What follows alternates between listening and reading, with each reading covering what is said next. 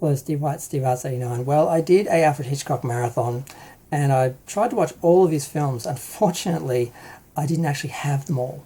I thought I'd collected them all over the years, but I guess I had a bunch on video, and I forgot to update and get them on DVD or Blu-ray. But I thought I had, because in my head I had them because I'd watched them on video, you know. So this was years ago that I did this, and I thought I had them sitting there the whole time. I'm like, you should watch those Hitchcock movies sometime. Yep. So unfortunately, I'm missing the first 4 movies that he did in the 1950s, and I did 2 videos already, one on the 30s and one on the 40s, and I kind of skipped the 20s because they're all silent films except for one 929 film, which I sort of pushed into the 1930s. But yeah, 1950s, I don't have Stage Fright, Strangers on a Train, I Confess, or Dial In for Murder, which were some of his better films. Strangers on a Train is great, Dial In for Murder is great, Grace Kelly's in it, but I can't really do reviews of any of them because I didn't just watch them, because I now have to go out and buy them because I didn't realise I don't have them. But the first film of the 50s that I do have is the amazing Rear Window. I love Rear Window. Part of the reason why I moved into this apartment was because when I looked out the window, I saw basically 3 walls of apartment buildings that I could look out at. Nowhere near as grand as the set, of course, from Rear Window, which is amazing. And I finally found out how they did that, because one of the documentaries went into how that happened. Because you look at it and it's huge. It's 5 stories. How did they do that? Most sound stages could only accommodate 3. Like a 3-story set at best. They usually just did 2 stories at most, and room on top to look down. But in this case, they actually allowed them to pull out the whole floor of the studio because the basement was 2 floors, two stories. So they built the set from the bottom of the basement all the way up to the rafters. That's how they created this, and it's an amazing set, and it's just an amazing film. I love it. It's you know, it's all about, you know, society's voyeurs and how we are voyeurs, and it puts us in, incriminates us in being a voyeur along with him, and in some ways, a lot of people see the James Stewart character as the bad guy, because he's eavesdropping, he's spying on his neighbour, and he called his neighbour out when all his neighbour was trying to do was kill his wife in peace, you know, but here's this guy looking in his apartment window, and I'm like, hello, he killed his wife. How does, I don't get that. Some people really do act like he is or should be portrayed as a victim. That's why he sort of gets punished along with the villain at the end by I'm not going to go into too much detail, because if you haven't seen these films, I don't want to ruin any of it for you. But great film. Nothing about it is flawed. Everything about it is perfect. And I love the back of the set. It reminds me of the Dick Tracy sets and all that. It's just, Hitchcock didn't care about reality. He wanted to create fantasy and beauty and an experience, and people got confused in the later years when some of that stuff seemed to date, and people thought, oh, these aren't realistic, it's not realistic. And like, who wants realism in their cinema? He was about pure cinema. So yeah, the next film, To Catch a Thief, of Cary Grant and I think it's Grace again. It's a spy story. I didn't like her character. Yeah, it is her, because she was really great in Rear Window. She was lovely. In this, she was just a annoying, spoiled little immature woman, and I don't understand why men would find her appealing as that character, unless they're just looking at her superficially. But yeah, never really liked it. It's a good film, it's just like not at all interesting to me now. The Trouble with Harry, much different. The Trouble with Harry is great.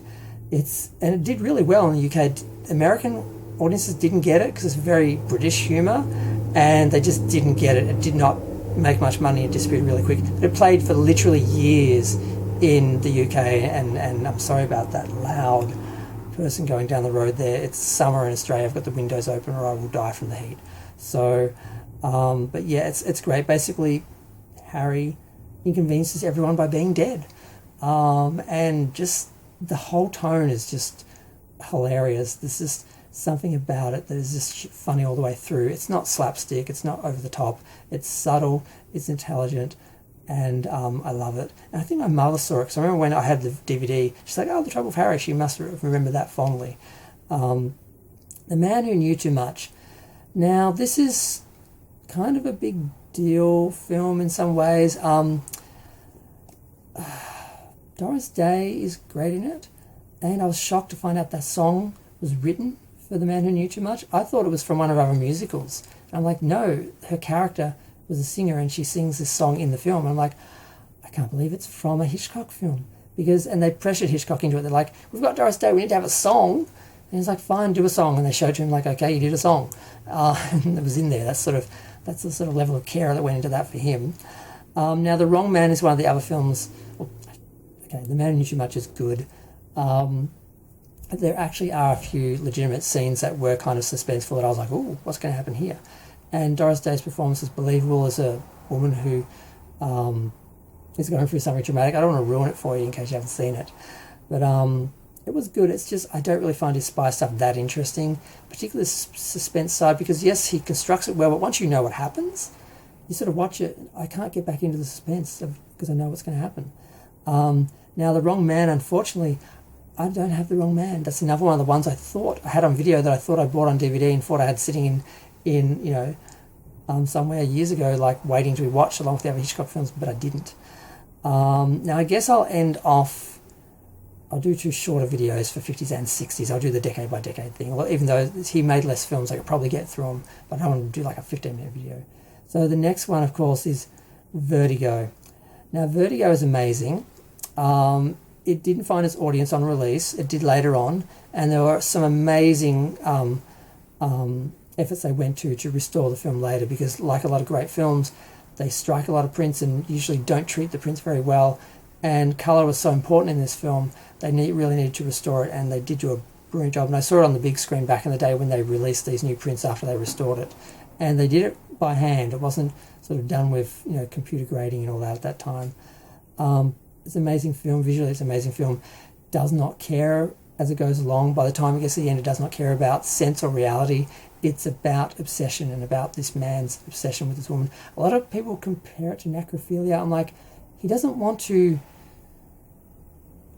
make love to a dead woman. He wants to recreate a woman that died, that he didn't want to die, that he was in love with. I think people read too much and just try to elevate themselves intellectually with finding things that aren't there on some level. But it's an amazing film. Visually, it's an amazing film.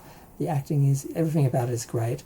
I just don't want to get into the story too much, because not only does it take a lot longer, but I don't want to ruin anything in case you haven't seen it, because I wish I hadn't seen it. I wish I could see the film from the beginning again, because it would be a better experience for me now than it was when I watched it as a teenager in like film school, on video, on a tiny little box in widescreen with big black bars taking up half the screen. To see it on like my proper large screen now in Blu-ray quality was amazing, and I wish I could have seen it like that the first time. Now, North by Northwest. This is a great film, but it is a spy drama, and it's like the last, Cary Grant, Grace Kelly film, and is it Grace Kelly? No, it's Eva Marie Saint. Sorry, Eva Marie Saint. She's good in it. She's done a lot of work to. She's done a lot of interviews. She's done a good job of really talking about the film. She clearly respects the film and loves being in it. It did a lot of interesting things. It did some giant sort of set pieces with the use of the Mount Rushmore, and it did a lot of interesting things. But I have such trouble with the story. The character does such stupid things to incriminate himself, and the idea is people can relate to, this everyday man just getting caught up in this spy drama and dragged into it. And I'm like, yeah, well, he did a bunch of stupid things I think there could have been more intelligent ways to represent this character. And I think it's a bit insulting to the audience that Hitchcock sort of thought that people relate to stupid acts that he did. Like when he's talking to a guy who gets a knife gets thrown to his back, and then as the guy collapses into him, he grabs the knife and pulls it out. No one would be that stupid. And then he walks standing there holding a knife like, I didn't do it. Like, it's ridiculous. And there are elements like that are ridiculous that I can't quite get past. But then the rest of it is amazing and great. Like the design of the titles alone, with the design by Mr. Bass, like stuff like that is amazing. The orchestral score and everything is amazing. Like everything about it works on that level. And there are interesting parts. I always thought the crop dusting scene was boring because it didn't have music. It wasn't big and dramatic. But when you actually think about it, I was able to get back into the suspense of it because it does work in its own way. It wasn't conventional, and I was expecting convention. So, but it was his last film of the 50s. He'd done 2 decades of straight hits and great films, from Rebecca in 1940 when he moved to Hollywood, right through to North by Northwest. And then he needed a change. and that's what the next video is going to be about. I've already covered it a bit because I've done a review of the next film. But yeah, Hitchcock, I love him. He was always working for the audience. He always wanted to create an experience. He wanted to do something different, something interesting. He was always pushing against that, against censorship, and he was great. But he also had some very plain tastes with spy dramas, and he really, just the idea of the simple man being sort of dragged into police dramas and the threat of the police and authority and all that, which Hitchcock had anxiety about, doesn't resonate with me as much as other people. So some people think they're his best films. I think they're his most, well-produced dramas and spy, thrillers and suspense. And like I said, it works better for you the first time. And because I've seen all this in the past, they don't work as well for me the second time because I'm not invested. Other people, I guess it works for them every time they see it. But not me. I'm going to go. Feel free to share, like, comment, subscribe. Let me know what you think of Hitchcock in the 50s.